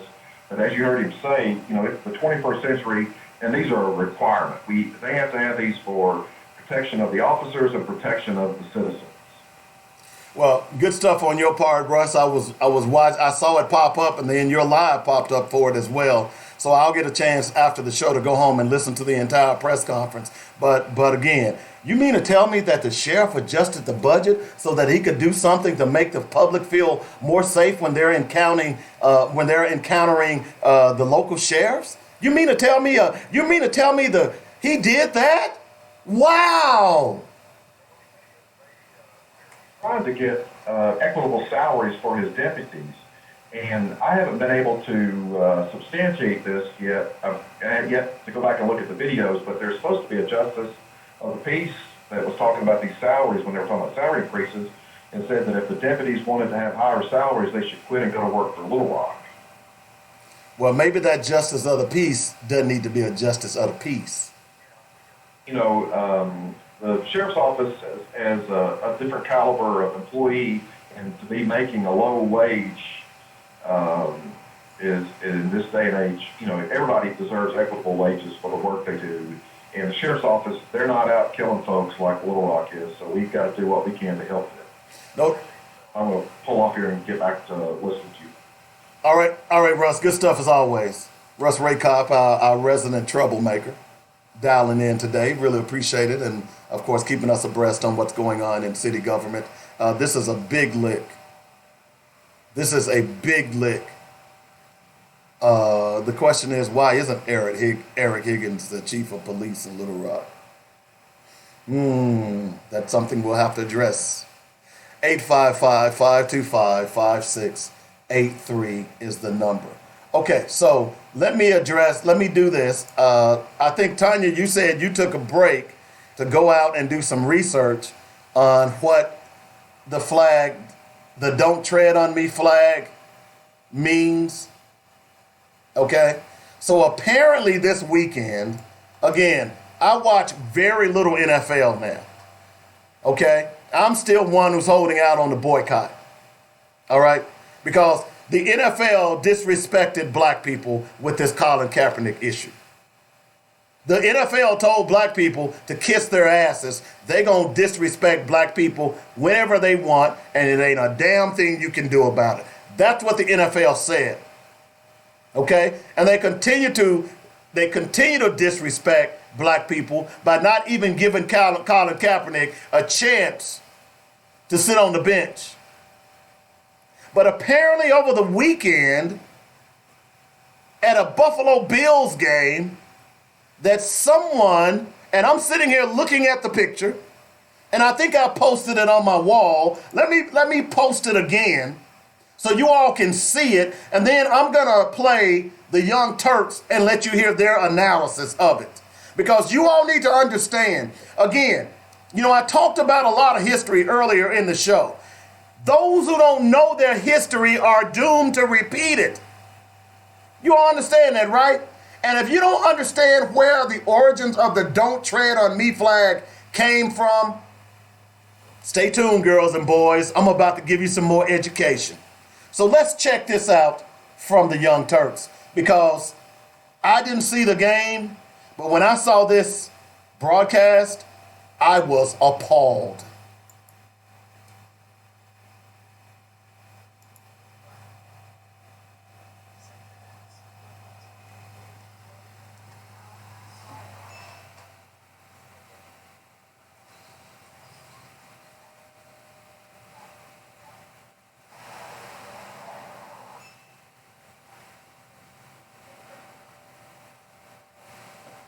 fun PR spin circumvented, specifically during Super Bowl week, using Dr. Martin Luther King Jr.'s daughter, Bernice, as a prop, and NFL Commissioner Roger Goodell is pretending to care swagger. So this is the street my dad grew up on. Right here? Yeah, right up and down the street. It's like Boris Johnson's hospital visit. It's been destroyed, and now you come here for a press opportunity. What do you mean there's no press here? Except no one calls them out. This flag reading, "Don't tread on me," has more meaning than just a fabric used. As Comrade resist programming notes, in the 1960s, the Klan used the Gadsden flag to represent their viewpoint. And even there, Charlottesville, Virginia, the marchers for the statue not being removed. They carried the Gadsden flag. Two suspects in a 2014 shooting in Vegas. The suspects were anti-government conspiracy buffs who'd spoken to neighbors about white supremacy and about their desire to kill cops, and that after shooting these two officers, they draped the bodies with a banner featuring a coiled snake and the words, "Don't tread on me." Well, let's go back in time. What does it mean? The Gadsden flag is one of at least three kinds of flags created by independence-minded colonists in the run-up to the Revolutionary War. For the EEOC, it is clear that the Gadsden flag originated in the Revolutionary War in a non-racial context. However, Gadsden made his money as a merchant in South Carolina and both owned and sold slaves. When a USPS worker filed a complaint, the Equal Employment Opportunity Commission concluded the flag today is sometimes interpreted to convey racially tinged messages in some contexts. Over time, many right-wing groups, such as the Sovereign, the Tea Party, the Oath Keepers, and various militia organizations, use this flag as a common symbol to warn government that if pressured, they will bite, like a white supremacy group seen here, sandwiching the Gadsden flag along swastika symbolism and white pride logo, or the Gadsden flag being flown at a Trump rally. Take, for example, the aforementioned swastika. The Buddhist original use of the swastika representing good fortune in Japanese was hijacked by the Nazi regime's black, white, and red tree, and its association with anti-Semitism, violence, aggression, hatred, and death, obliterated the design's earlier meaning in the West and beyond. When it comes to the meaning of symbols, social context is everything. Even symbols that have no direct historical connection to racism can change meaning over time, said Harvard Law's Noah Feldman. Ask Pepe the Frog how he's holding up. There's a cause and effect, and the Bills are, in part, to blame. In a closed-door owners meeting, Terry Pagula, owner of the Bills, wanted to control the narrative by emulating the NRA's use of Charlton Heston as spokesman, claiming that the NFL was under assault by Donald Trump's bigoted attack. Fans proudly throw up white power symbols with their hands while rocking Bills gear. Pro-Trump flags are flown outside of the stadium. Anti-Kaepernick shirts are sold with a target on his chest. Come on now, NFL. The thin blue line flag, in short meaning Blue Lives Matter, a mockery of the Black Lives Matter movement to say, don't forget about cops even though they execute you at a higher rate than any other race, are flown outside of Bills stadium. Why is this being promoted on the field of NFL stadiums? Yet this, a silent meme, being drowned out with no coverage at all from the NFL, being suppressed completely? I demand an answer from the league office of Roger Goodell. Every reporter should be asking him these questions. If you'd like to hear more thought-provoking... So that was Rick Strom from the Young Turks. Those of you who don't know, it's an excellent piece. I posted it on my wall. Go check it out. The Don't Tread on Me flag. Yeah, it was an original Revolutionary War flag, but it has, as many things, has migrated to white supremacy. So the NFL will allow white supremacist flags to be flown on the field. They will allow a Blue Lives Matter flag to be flown at the Buffalo Stadium, but they won't allow black men who are being assaulted by police, their children, their cousins, their uncles, their relatives being assaulted by police. They won't allow them to take a knee. Y'all still watching the NFL? By the way, has anyone heard from Jay-Z lately? Can someone, Jay-Z on line 4, so can someone call Jay-Z and ask Jay-Z what he thinks about the Don't Tread on Me flag? You know what he'll probably say? I don't even know what the flag means. You know why? Because he's a rapper trying to postulate as a damn leader. We're going to talk about leadership here in a moment. But see, this is what happens when you allow rappers. People don't even know their history to try to become a leader. Because if he was concerned, Jay-Z should immediately withdraw his support for the NFL and say, wait a minute. But that's right. Jay-Z said we beyond kneeling because now you can fly racist flags. You heard the video. They're not only flying a racist flag, but they're also selling anti-black memorabilia at the beginning of games on Bill's property. Hello? Do y'all understand this? But I know y'all got to watch Monday Night Football tonight, man. Monday Night Football tonight. Y'all watching? I won't be. I think this whole season, I may have watched a total of we're halfway through the season. I may have watched maybe a full half. Yesterday, on a trip, didn't watch one bit of NFL. I'm a Raider fan. Hadn't watched one Raider game all year long. In fact, haven't watched one Raider game in 3 years since my boycott of the NFL began. If you listen to my show on Saturday mornings, guess what? We don't talk NFL. That's by design. But here's the NFL in a game this Sunday flying a flag that has been co-opted by white supremacists.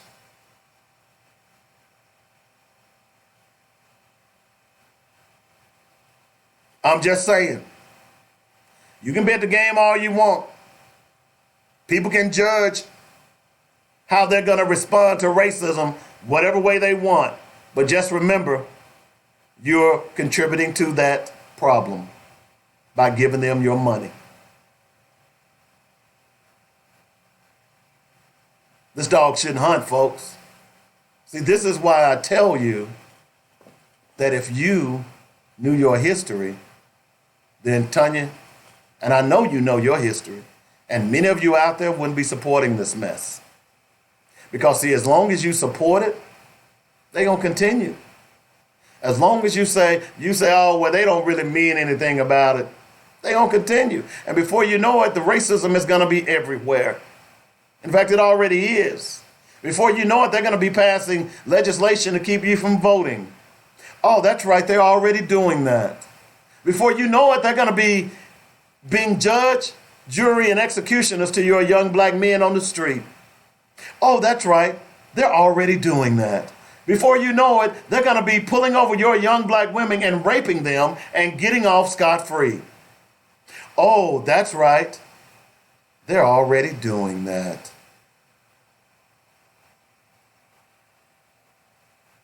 So until we develop a consciousness of self, until we develop a consciousness of who we are, what we stand for, what we will not tolerate in our community, and are willing to put our monies where our mouths are, they are going to continue to roll roughshod over us. And there's not a damn thing you can do about it.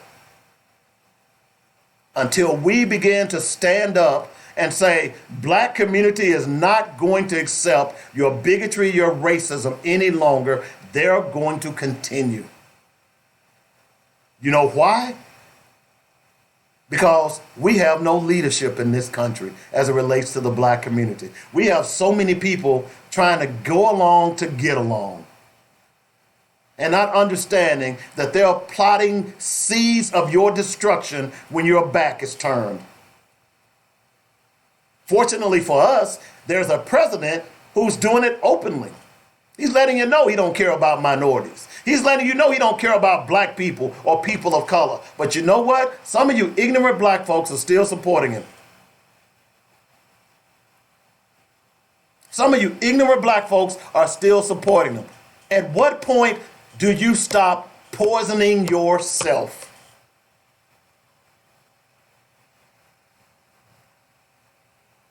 This might as well be the Flint water crisis in the black community because we're drinking the poison.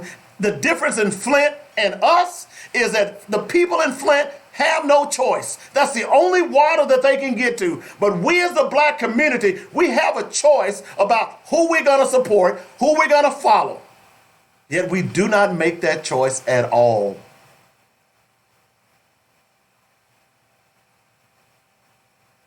And then when you have an opportunity to make that choice, you don't even vote. Hello. One other note, he said that the swastika was borrowed from the Japanese. No, it wasn't. See, if you don't know your history, you think that he was speaking truth. The swastika that was it was originally fashioned in early sub-Saharan culture in Africa. That's where that symbology comes from. It was the Nazis who stole it, not from the Japanese, but from the Africans. Hello. You doubt me? You got a computer. Do the research for yourself. See, I come on this show just to spark your curiosity. I dare you to go out and research it for yourself. I dare you to call me up and say, Dave, what you said the other day, that was incorrect.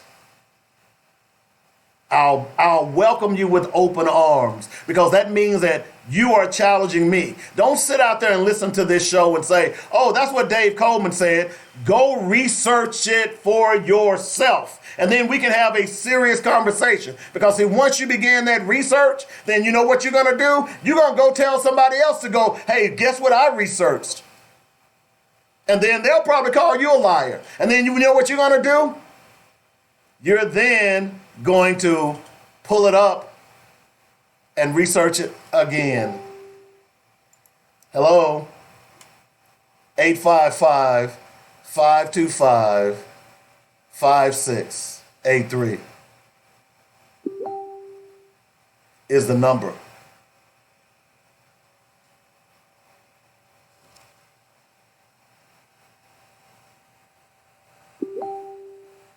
He's a hypocrite. I see your post, Cliff. Look, I hate to say it. I got a lot of good friends who are in gospel music. But man, y'all part of the problem, man. All y'all doing is singing and our children are dying. Y'all ain't offering any help to that. None whatsoever.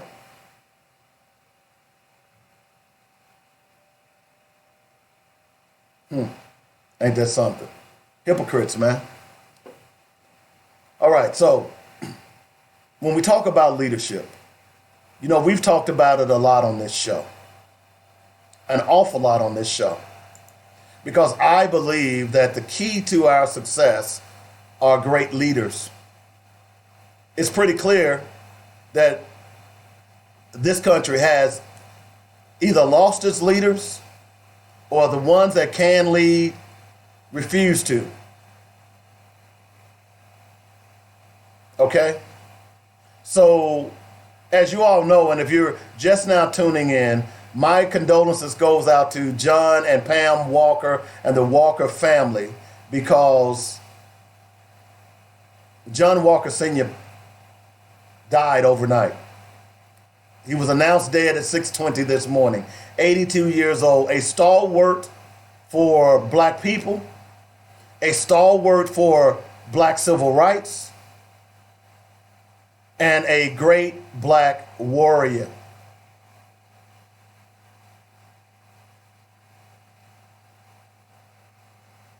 And a great black warrior. He's gone now.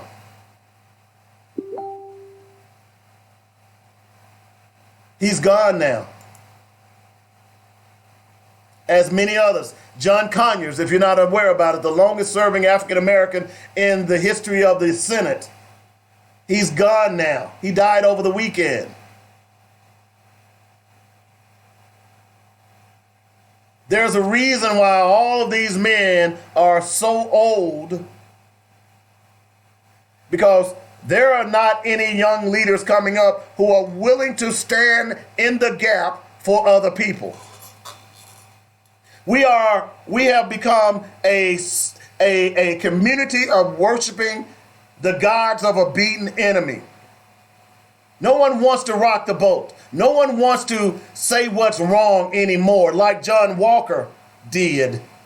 John Walker was one of the most hated black men in Little Rock by white people. Okay? They hated John Walker because John Walker knew that he was a man. John Walker knew that he was a proud black man and he was going to stand for any other person who wanted to be proud like him. So he made a career out of it. He made a career out of it. Now, you tell me, where are our leaders? Where are they? Where are our leaders? Who's going to replace John Conyers? Who's going to replace all of the leaders that we have? Can somebody tell me? Because therein lies the problem in our community.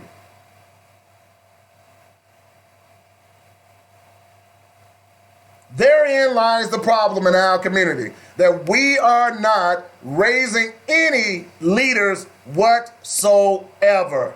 We are raising young black men and women to go along to get along. And therein lies the problems in our community. We're teaching our young people to be lemmings.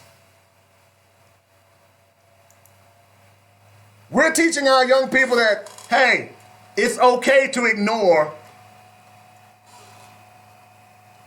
the good.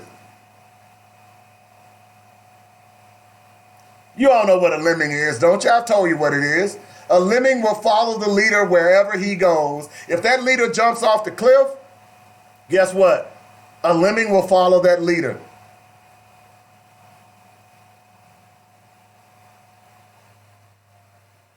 That's what we are now. We're lemmings. We have no individuality.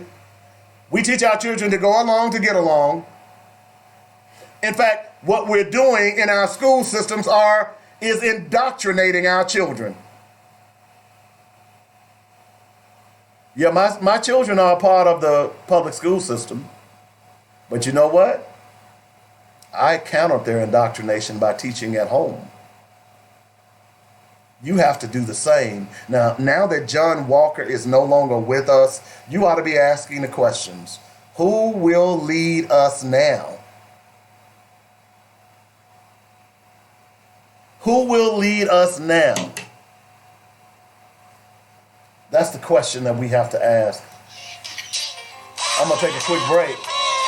Back in a moment. You're listening to Black Focus Radio, our issues, our solutions, our voices on joynetradio.com.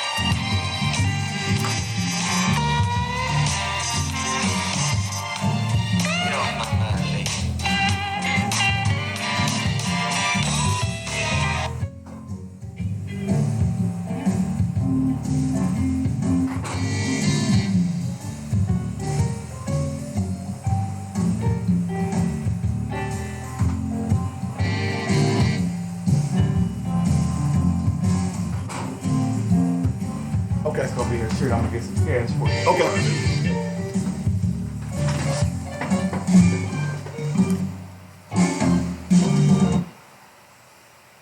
All right, thank you for that brief interlude. I had to let someone in. 855-525-5683 is the number. I'd love to hear what your comments are. I know I'm dropping it today, man. Look, I'm tired. I'm tired of the hypocrisy. I'm 58 years old, and by now, this mess should not still be going on. So what that tells me is that we live in a country that don't want to change. We live in a country that doesn't care about change. We live in a country that doesn't care about certain people if they have melanin. But see, the problem what's going on here is that the lies that have been told to us for decades, for centuries, are now being exposed. Thanks in part to the internet. You see, when I did my research prior to the internet. I used to have to go to the library and check out books. I used to have to go and take my money that I was, instead of spending it on drugs and beer and women, I was spending it on knowledge.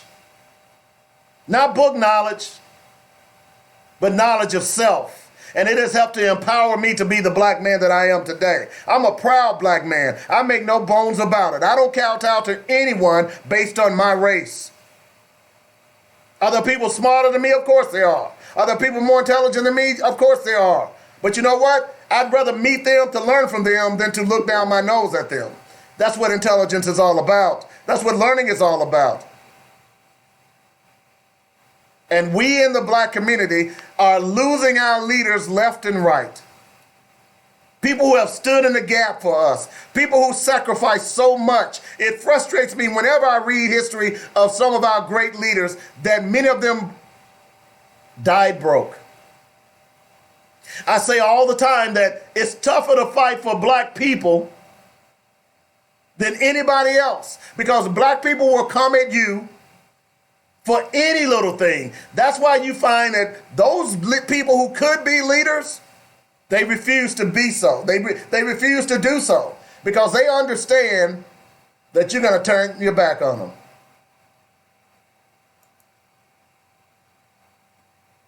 They understand that you're going to turn your back on them. Why would people say, well, Dave, why do you come to that show every day? There are days when I listen to you and you're clearly frustrated with black people.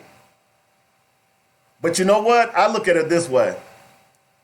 I ain't got nowhere else to go. I can't be black in a Hispanic world. I can't be black in a white world. This is all I got. You all are all I have. And if I die broke, because I could be somewhere else, what you ought to understand is I've had opportunities to leave Little Rock and have espoused that on this show every now and then that I've thought about leaving. But you know, sometimes you understand that you are called to do certain things. And I understand what my calling is, and that is to be in this city.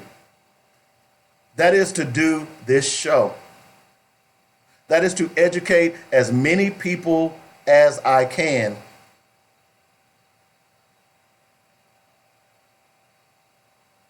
So I'm here. I get frustrated like many black activists. My co-host will tell you, his part of him not wanting to be an advocate is because of his frustration with our people. Because we won't back one another. We won't support one another. We'll support stupid stuff like somebody twerking, a twerking contest, or a rap contest who wantonly uses the N-word and disrespects our women. We'll support people like Jay-Z because he can make a rap song, but he doesn't really care about you anymore because, see, Jay-Z is a billionaire now. He doesn't care. He thinks from the white man's perspective. He doesn't care about you, black person, anymore. Y'all get that, right? And I'm amazed at all the people who came out supporting Jay-Z. Jay-Z know what he's doing. Look, let me tell you something. Just because somebody makes money doesn't mean that they know what the hell they're talking about. See Donald Trump.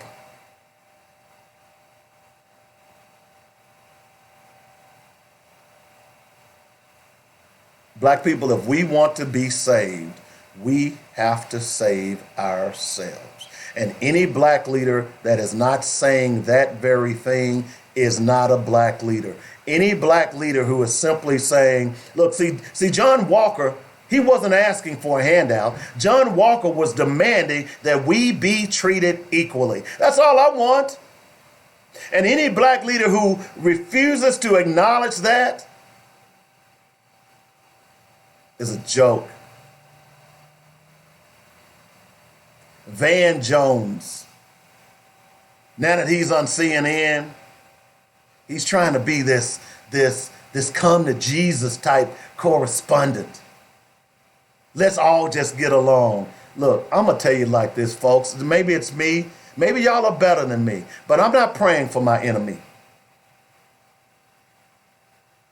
I'm not praying for my enemy. I'm not praying for anyone who wants my death.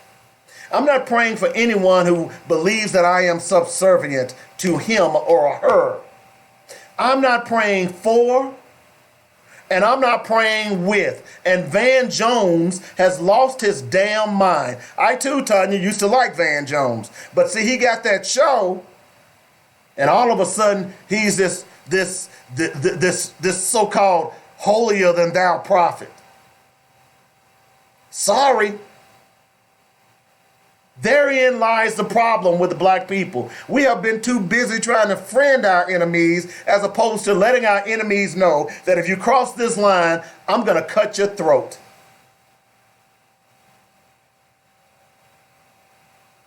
You get that, right? Yeah, I tell people this all the time. Why is it that Russia, who hates the United States, has never dropped a bomb on the United States? Why is it that China, who hates the United States, has never dropped a bomb on the United States? Why is it that the United States, who hates both Russia, China, and North Korea, why is it that the United States has never dropped a bomb on any of them? You know why? Because it's called mutual destruction.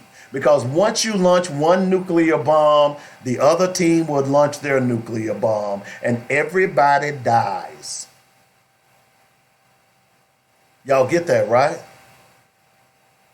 So if your enemy knows that if I come at you the wrong way, that my risk of dying, I'm not going to come at you. Let me give you another example. You know why they tell you that leave lights on at your house when you're gone? Because burglars don't like lights. Even the Republican Party says that, hey, a good guy with a gun is better than a bad guy with a gun, because if that bad guy knows that a good guy has a gun, he's more likely not to use his gun against you. Now, we've seen that that logic doesn't really work, but you follow the logic. So until black people get off their damn knees and start standing up for their own community, then this mess is going to continue. It has gotten worse, not better. What is going on in the black community right here in Little Rock alone, those of you who don't live in Little Rock, we have a segregated city north of 630. If you don't know 630, get a map right now and go and look at 630. 630 is the dividing line for Little Rock. The majority of the blacks live on south of 630. The majority of the whites live north of 630. Now, let me give you a little history. 9th and Broadway is where John Carter was brutally beaten and hung and mutilated. And this city has never apologized for it. Now, you know what? You know right there on 9th and Broadway, if you go one block south, you've got the interstate. By the way, if you don't know, they built the interstate to destroy 9th Street. 9th Street was the mecca of black finances in Little Rock.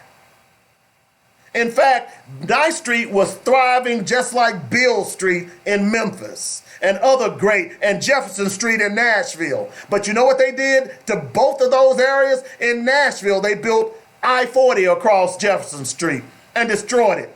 In Memphis, they destroyed Beale Street. Now when you go on Beale Street, although it was built by black people, there is no black businesses on Beale Street in Memphis. And during the heyday of 9th Street, the only place that black soldiers could go to spend their money from Camp Robinson was to 9th Street. So they became an economic power. And guess what happened? They hung John Carter, destroyed 9th Street, and built the interstate.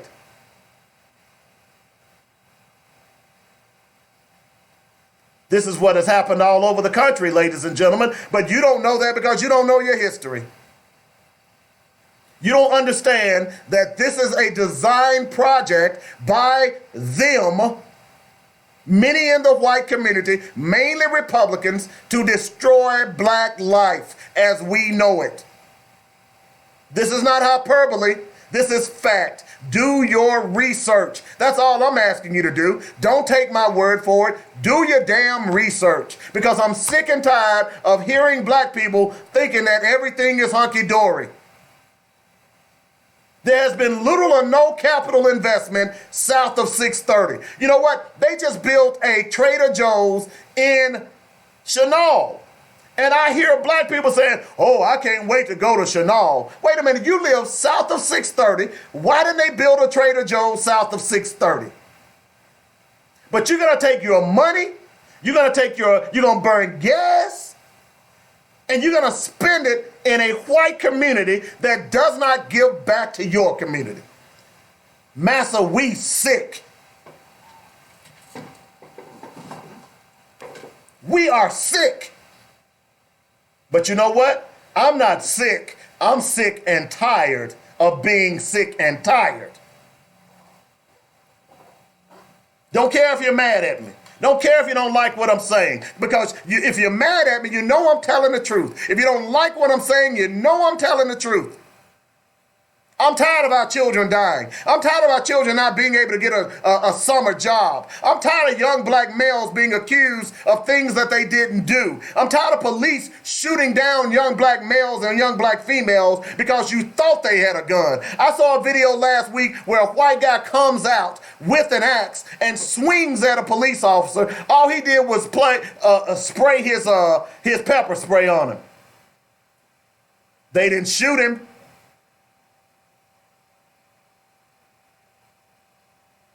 If that would, and you know, had that person been a black person, he'd be dead right now. They're shooting us in our homes. They're shooting us while we're enjoying our relatives. They're shooting us as we walk down the street. They're shooting us as we enjoy a meal. They don't care. And at what point will leaders begin to understand that this go along to get along mess ain't working for black people? This pray for your enemy ain't working for your black people. I'm tired of this mess. Saw a video over the weekend. As much as I tried to move away from anything related to that, I couldn't help but to see the video of the young boy who was running away from police and they shot him in the head dead. I'm tired of this.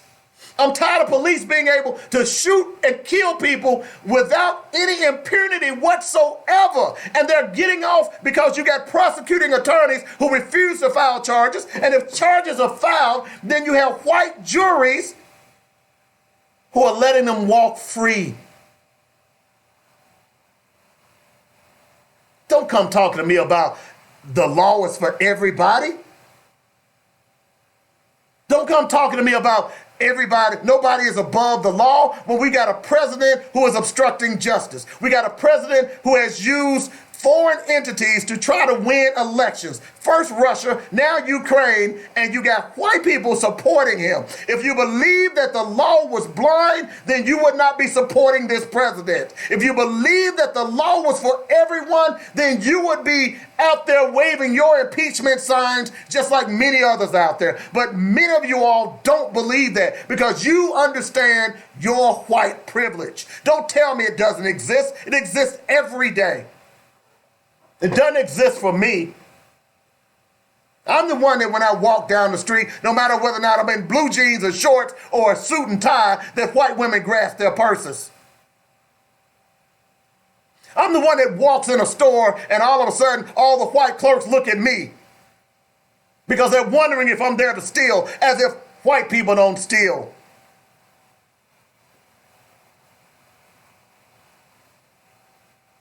It is your speed traps that are set up in black communities to catch black people violating traffic laws, but you don't do the same thing north of 630. It took a black sheriff to find money to reallocate his budget so that the people that encounter his sheriffs will have some sense of trust because now they're going to have body cameras. But the city of Little Rock, whom we were promised that they would happen, are yet to get body cameras. It took Sheriff Higgins 10 months. Where, I'm going to ask you again, Mr. Mayor, where are the body cameras? Where are they? Where is the Citizens Review Board? It's clear that policy cannot be dictated by the FOP and the Little Rock Police Department because they don't follow policy itself. All you have to do is go out and look at some of the reports that Russ Raycop files. And you know, this weekend, I spent the weekend with the LRPD, with one of them, my godson. And you know whose name came up in a brief conversation? Russ Raycop. And you know what my godson said to me? He said, every time Russ releases a video, I laugh. You know why he said that? He said, because they're mad at Russ, but if they weren't doing anything wrong, then they wouldn't have anything to worry about. This is my godson, who is part of the Little Rock Police Department.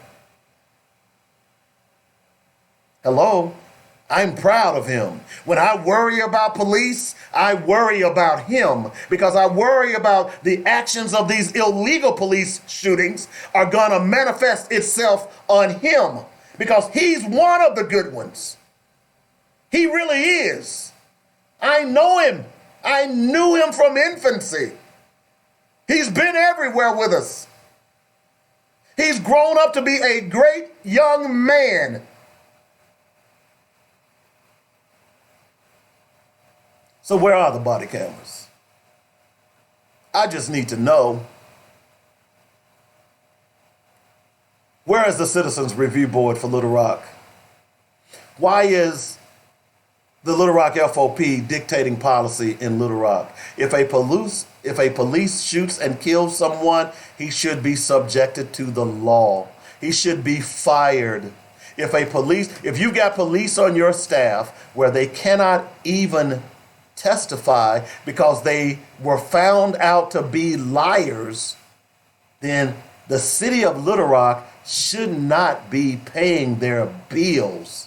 The city of Little Rock should not be paying their salaries. The citizens of Little Rock should not be in fear of their lives because police are liars.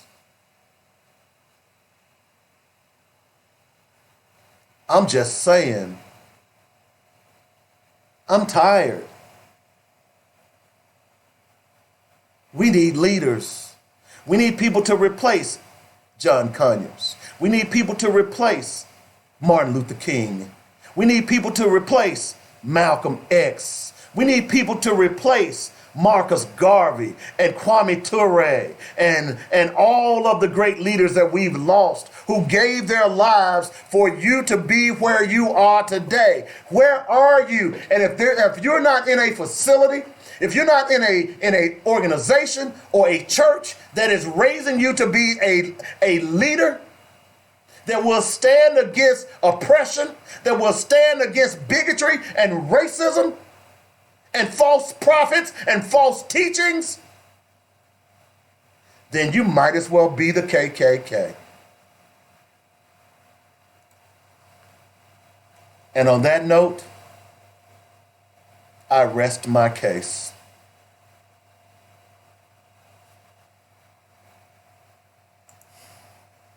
Y'all have a great day. Walker family, my heart goes out to you. I respect you, John Walker. I respect what you've done for this city. And not only this city, but this country. I respect you, John Walker. A great black warrior is no more. I pray that there will be others behind him. Just remember, the ultimate measure of a man is not where he stands in moments of comfort and convenience, but in times of challenge. We are being challenged today, ladies and gentlemen. Will you stand up? Will you stand with me? Will you stand with all of us who are out here fighting for equality, justice for all? Don't nod your heads yes. Time will tell. I wish each and every one of you peace, and certainly the Walker family.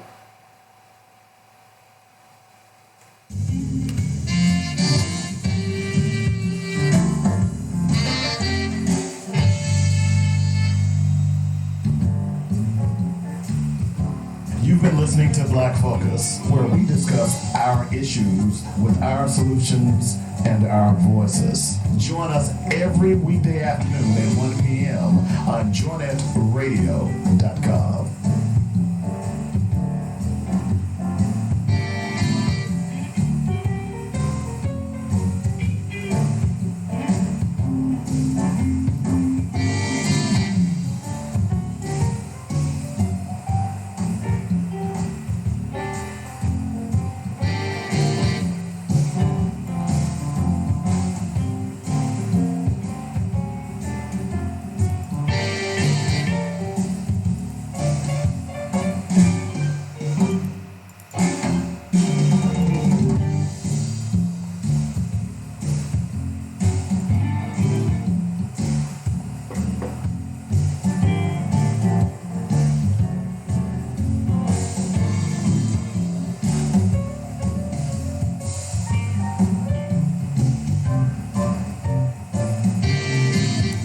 Thanks, y'all. Hope y'all enjoyed the show. Enjoy your day.